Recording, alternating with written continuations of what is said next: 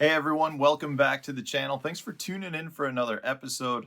Today we're going to talk about one of my favorite baits to fish with, and that's a floating worm. The floating worm excels throughout most of the country at this point during this time of year. Generally speaking, when you reach the upper 50s and you go all the way up through the spawn into the post-spawn period, that's your ideal time to be throwing a floating worm. And therefore, pretty much the entire country is going to be in that range. Even up here in the North Country where I'm at, we still have ice on the water, but it should be out soon. And our temperatures really start to rise very quickly after that. So we'll be fishing a floating worm around this area.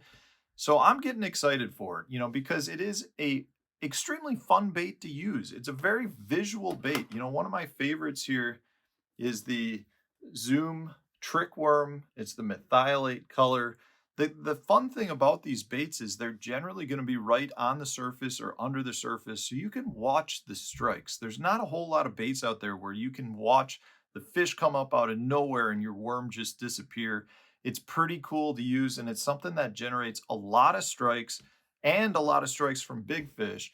And it gets strikes when other baits don't get strikes. When the fish are in the spawning phases, pre-spawn, post-spawn, in the spawning period, a lot of times those fish are very finicky. And there's something about a floating worm hovering in front of those fish that makes them want to attack it. I don't know if they're trying to eat it or they're trying to attack it to keep it away from their nest or they're trying to attack it to keep it away from fry.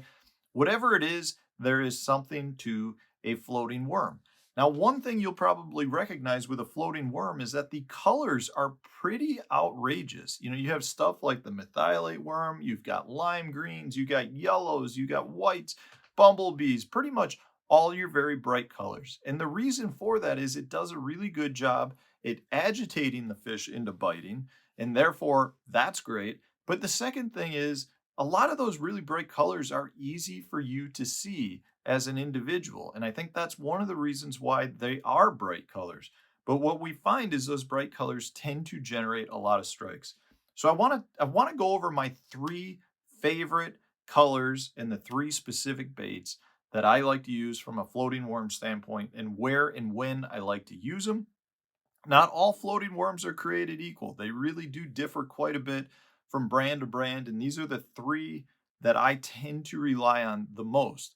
Now, one tip I want to point out, generally speaking, if you're throwing very bright colors, I tend to feel like when your worm starts to glow, that's the right color to be using. Generally speaking, the methylate is a very good color for that. It glows in most water conditions, but not all water conditions. So if it doesn't have that halo effect around it, you might want to try some other colors to, really get that glowing motion because that's, in my opinion, what you're looking for to draw those vicious strikes. Now, before I get into these three colors, I want to talk about my setup a little bit.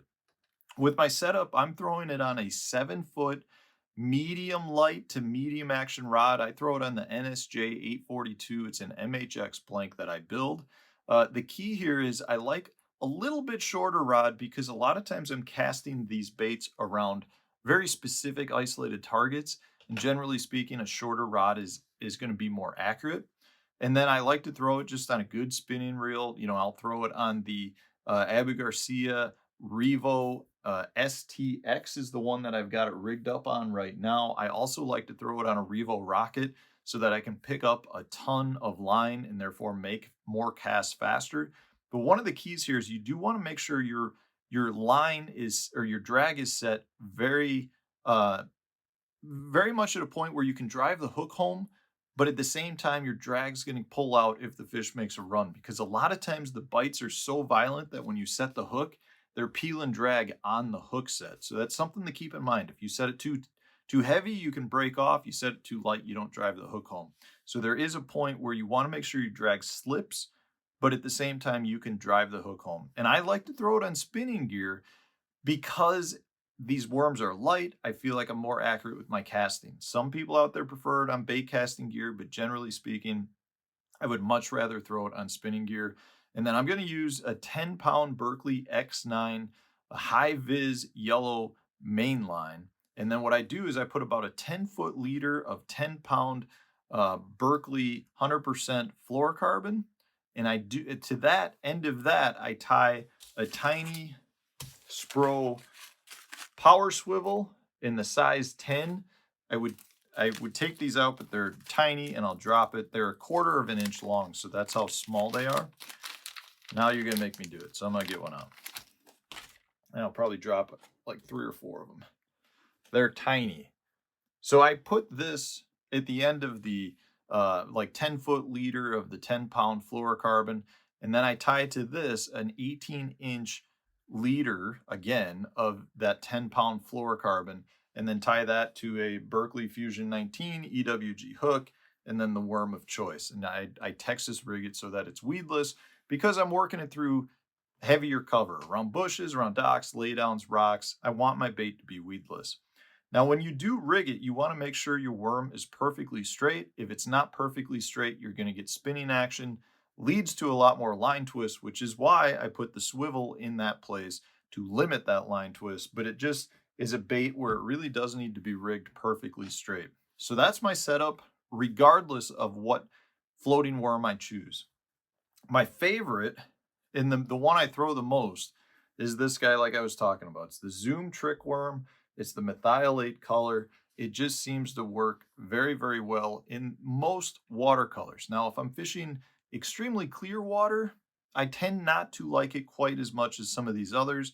And if I'm fishing too dirty of a water, I don't get that glowing effect that I like from my baits. It really excels when you have a little bit of, I must say, like a cloudiness or a milky tint to the water. It's really when you get the best glowing action. And I feel like it works very well. But I like this one, especially when I'm fishing around some form of rock. If I've got hard bottom, generally you're talking like your Ozarks or some of your Tennessee Highland impoundments, a lot of places that have rock, I feel like this color excels better than some of the other colors. Now, after if I'm fishing some other place that's either got really clear water, or I'm fishing specifically bushes or darker water, that's when I like to go with this guy. This is the Gambler. This is their floating worm, and it's a bumblebee color. So it's black on one side, yellow on the other. This seems to work really well in very clear water, as well as more off-colored water. I don't know if that's just because you've got a mix of the yellow and the black, but this bait does wonders in that situation. Now, the one thing I want to point out, it's got a different shape. It's got more of a spade tail than the other worms, if I can get that to stop. It's a much wider paddle tail at the bottom. So this bait gives you a little bit different motion in the water. It's a more exaggerated movement. The trick worm is more of a darting bait. This bait is more of a full snake-like, just the tail's moving all over. Just you have more motion out of the worm, which is another reason I like it in more off-colored water. But for me, this is going to be a really good bush color. If I'm fishing around bushes where the fish are up spawning, you've got a lot of those bushes in 3 foot of water or less, like you get, say, on Kentucky Lake or someplace like that, down on Sam Rayburn, Texas lakes. The bumblebee color is a really good one to be using. I just really feel like for some reason this excels in those flat bottom areas that are more of a sandy, silty bottom than your hard rock areas where I like to throw the methylate. The last one that I really like to throw is probably the truest floating worm out there, and this is the Z-Man floating worms. So this is just their pearl color. This is truly a floating worm, meaning if I throw this out there, this thing is going to float better than any other floating worm that I'm aware of, almost to the point it's a hindrance in most situations. But because of its floating characteristics, that's why I do like to choose this worm in a lot of situations. Specifically, what I'm looking for are areas where I've got a lot of submergent growth that's very near the surface, so my bait needs to stay right on the surface. This bait does a great job of almost being a topwater from that standpoint. And then the next would just have to do with if I'm more in my, I don't know, in some really off-colored water situations or very shallow water situations, I like to throw it in that situation as well because the white shows up really well. Or if you're in that really shallow zone where you're maybe only in 1.5 feet of water, but it is a little bit more off-colored, where a lot of those shallow fish are spawning, that's when I like to go with this. And the last situation is more of that late post spawn deal when the shad spawn's starting.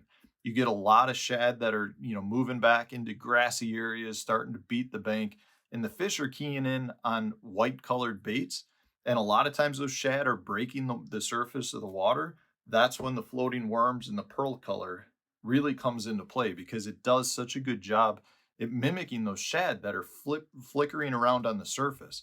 I mean, like I said, this bait is a true floating bait. This one, not so much a true floating bait. In fact, you have to choose the right hook a lot of times that have enough weight to get the floating worms to actually dive down a little bit. But those are the three I throw. I would bet you, I'm going to say 90% of the time when I'm throwing a floating worm, those are one of the three that I'm throwing. So hopefully, guys, you found this video helpful. Get some floating worms, head out to the water, and just throw it around. It is an extremely entertaining bait to use, and it can generate some really good strikes. So that's something I think you might want to try if you don't throw a floating worm. If you do throw a floating worm, you probably know what I'm talking about, and it's probably a bait that you do enjoy really fishing. If you're looking for these, I'll put links to all of this to Tackle Warehouse using my affiliate link in the video description. So if you want to support the channel and pick these up, please do so.